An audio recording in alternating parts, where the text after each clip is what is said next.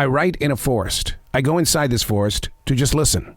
What started at the Billy Graham Library in 2015 has evolved into a lifelong journey.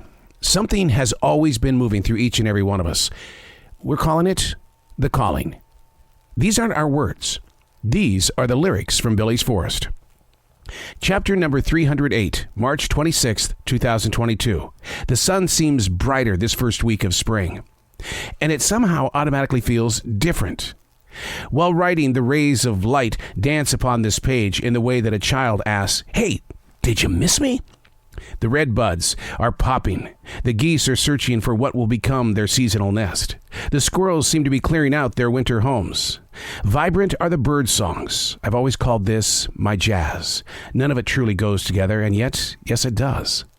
The 40-degree temperature this new sun reminds me of how winter isn't giving up so easily. It doesn't want to make the transition as of yet. Jazzy and I took a 40-minute walk through this forest yesterday. The scent of pollen never agrees with my human desires. It did, though, plant a seed, a memory inside my heart, that of the spring of 2020, when the planet was locked up and locked down and assumed safe. The only escape were the walks. Just like Jazzy and I yesterday, I just went back to March of 2020. This forest has been well documented. It serves as a teacher as well as a protector. The writer sees a lot of stories in all things outside his home. Long live this collection of trees. Let your peacefulness shine forever. As I sit here inside the studio this afternoon, I can see all the trees that were put in the ground in 1997 as seedlings that were anywhere between 3.5 inches long to maybe 7 inches long.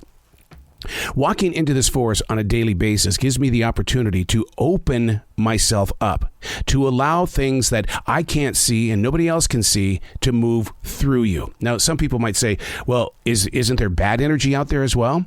I don't try to give it a judgment call like that. I just know it's any type of energy that can be turned into what is being called for.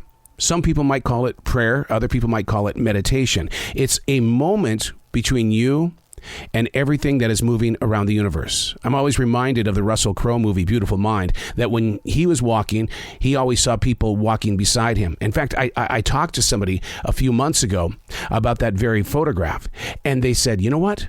There are people walking beside you at all times. It's the spirit of those that once lived. Their energy is still very much a part of your stroll.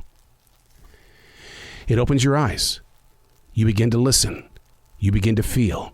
You begin to build upon what it is that you thought life was, but now it's evolving into what life is.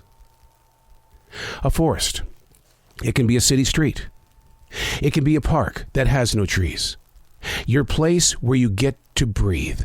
That one moment where everything inside you goes, whew. Now come back to it a different day. I'm Arrow. These aren't my words. These are the lyrics from Billy's Forest.